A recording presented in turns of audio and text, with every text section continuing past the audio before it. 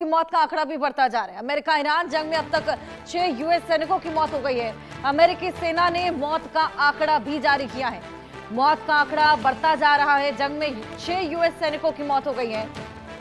पहले 3 सैनिकों की मौत हुई थी और अब ये देखिए आंकड़ा किस कदर बढ़ गया है। 6 अमेरिकी सैनिकों ने जान गंवा दी है।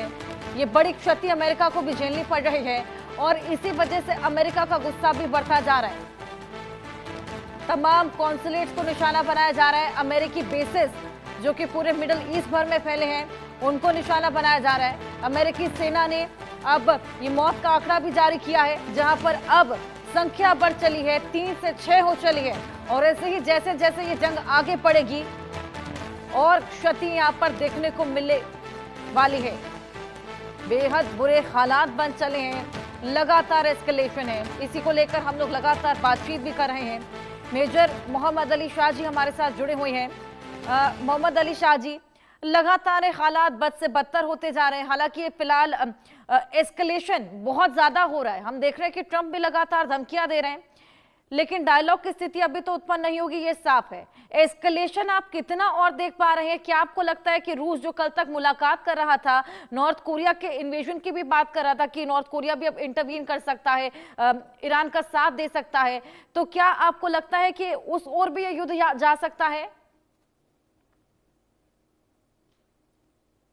जी हर्षा जी, बिल्कुल आपने सही फरमाया है और मैं दाग देता हूं आपके आकलन की।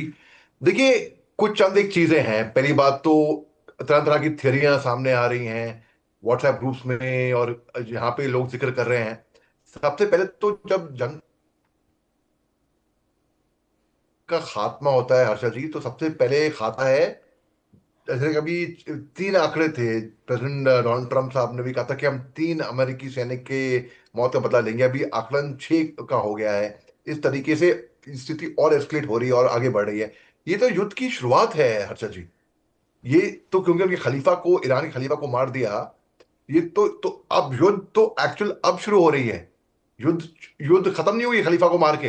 अगर लोग सोच रहे हैं कि खलीफा को मार दिया, उनके सुप्रीमो को मार दिया, युद्ध खत्म, नहीं। बिल्कुल।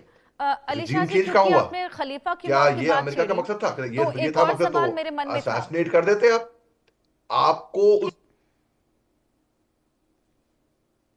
अली शाह हाँ जी, जी, बोलिए। जिस तरीके से खamenei की मौत की आपने बात की, क्या ये इल प्रिपरेशन थी ईरान जी की? क्योंकि ईरान काफी लंबे समय से हमने देखा कि वॉर की तैयारी कर रहा था, युद्धाभ्यास कर रहा था, वेपनरी खरीद रहा था। तो आमतौर पर जब इस तरीके के जंगी हालात बनते हैं, तो जो सुप्रीम लीडर्स रहते हैं, जो भी टॉप पद पर रहते हैं, वो किसी सुरक्षित जगह पर चले जाते हैं जिसका मालूमात किसी को नहीं रहता। तो क्या खamenei को ये मालूमात नहीं था, या फिर ये इतना सटीक निशाना था कि सुरक्षित जगह का भी पता लग गया था, या वो वाकई मैदान पर उतरे हुए थे, फील्ड पर कमान संभाले हुए थे? देखिए हर्षद जी, नहीं, देखिए, जब ऐसी बात होती ना तो हम, अभी जैसे कि मैं फौज में था, फौज में क्लियर ऑर्डर थे कि 2 ऑफिसर से ज्यादा ऑफिसर एक गाड़ी में ट्रैवल नहीं करेंगे। सिंपल, मैं जम्मू कश्मीर में, नागालैंड में, मणिपुर में, कॉन्फ्लिक्ट जोन में रहा हूं फौज में। क्योंकि अगर उस गाड़ी की कोई दुर्घटना हो गई, एक्सीडेंट हो गया, एम्बुश हो गया, आईडी ब्लास्ट हो गया, बूबी ट्रैप हो गया, तो ज्यादा कैजुअलिटी ना हो, आप एक जगह इकट्ठा ना हो, सारी लीडरशिप। यहां पे ईरान की लीडरशिप एक जगह इकट्ठा होकर मीटिंग कर रहे थे। और इसराइल को उनकी location, pin point location, minute to minute खबर थी। उनको मालूम था कब, कैसे, कहां टारगेट्स उन्होंने लॉक कर रखे थे। बस सही मौके का इंतजार, बस सही मौके का इंतजार किया।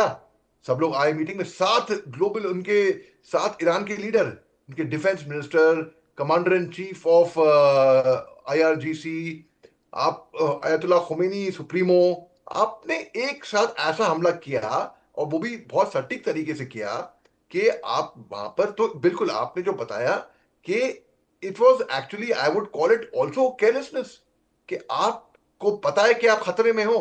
पूरी लीडरशिप एक साथ आकर जमा हो गई, और इसराइल को खबर थी। खुमैनी के कोर्टयार्ड के अंदर ये स्ट्राइक हुई, तो ये बहुत ही ज्यादा इसमें खतरा हुआ, बहुत ज्यादा। तो ये तो एक टैक्टिक्स टैक्टिक्स में, वॉर टैक्टिक्स या फाइटिंग टैक्टिक्स में हमको बताते हैं कि एक साथ अरे normal forget about war tactics, leadership भूल जाइए आप। बिल्कुल, जब वाकई ये इमरजेंसी की बेहद सिचुएशन बड़ी आती है, केयरलेसनेस मॉकड्रिल भी रही, हमने क्योंकि करा देखिए ऑपरेशन दूर के टाइम पे, महज हमने 1.5 दिन की एक्सपीरियंस जंग लोगों के को पता भीतर ही था ही मॉकड्रिल उन्होंने होता अपने क्या है। सुप्रीम लीडर को आप गवा एक दिया, साथ कैसे कमर टूटती हुई नजर आई। वापस लौटूंगे आपके पास, लेकिन ईरान जंग के बीच में अमेरिका को बड़ा झटका लगा है।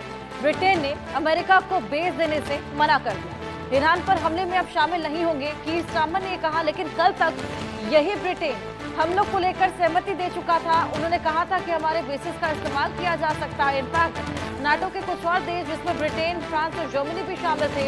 अब क्या अगर ब्रिटेन ने अपना हाथ खींचा है तो क्या फ्रांस और जर्मनी भी अपना हाथ खींचते हैं, ये देखने वाली बात। लेकिन फिलहाल कीर स्टारमर ने साफ कर दिया है कि ईरान पर हमले में हम शामिल नहीं होंगे। लेकिन अगर ये जो तमाम नाटो के देश हैं ये इस जंग में शामिल होते तो वाकई ये एक वर्ल्ड वॉर में तब्दील हो सकता था और ईरान और भी कमजोर पड़ता हुआ नजर आता। अगर यहाँ से ब्रिटेन, फ्रांस और जर्मनी शामिल होते तो ऐसा भी हो सकता था कि नॉर्थ कोरिया और रशिया भी ईरान का साथ देता, तो इसका स्केल और कहीं ज्यादा बढ़ सकता था। ईरान पर हमले में शामिल नहीं होंगे, कीर स्टारमर ने क्लैरिफाई कर दिया है। कल तक हालांकि ब्रिटेन ने सहमति जता दी थी, लेकिन अचानक से अपना हाथ पीछे खींचा। इसको लेकर क्या वजह रही, इसको लेकर बातचीत करेंगे। लेकिन फिलहाल कीर स्टारमर ने क्लैरिफाई किया है कि अमेरिका को अपना बेस नहीं देंगे। अली शाह जी, क्या लगता है, क्या रीजन, क्या फिलहाल वॉर की मतलब जंगी मैदान में कूदना नहीं चाहते हैं, या फिर वो चाहते हैं कि जल्द से जल्द हमले खत्म हो? क्योंकि कल तक तो ब्रिटेन ने ये साफ कह दिया था कि हमारे बेसिस का इस्तेमाल कीजिए, ईरान के हमलों को रोकिए, ये बेहद जरूरी है।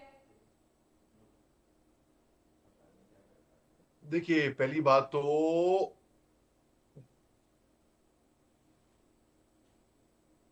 ईरान जो है एक सुसाइडल मिशन मान लीजिए उस पे है, एक तरीके से अगर मैं यहाँ पे देख रहा हूँ वो दुश्मनी मोल ले रहा है। अरे कुवैत के अंदर मिलिट्री बेस में हमला कर दिया आपने, यानी कि आप कुवैत से एक तरीके से आपकी बैड फीलिंग हो रही है।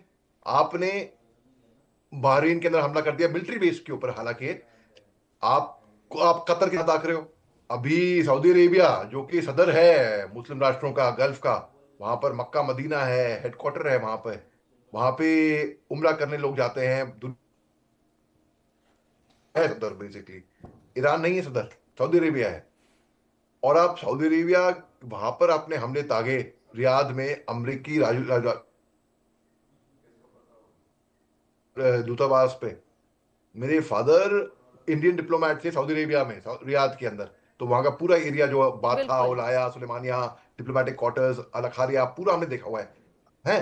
अब आप वहां पर अमरीकी दूतावास में हमने देखा हुआ है कहां पर है, कैसा है। तो अगर वहां पर आप हमले दाग रहे हैं जो मिलिट्री के नहीं है, वहां पर कौन होगा मिलिट्री का? केवल डिफेंस अटैची होगा, और कौन होगा? अम्बेसडर बिल्कुल। होगा, दूतावास होगा, राजदूत होगा वहां पे, बस।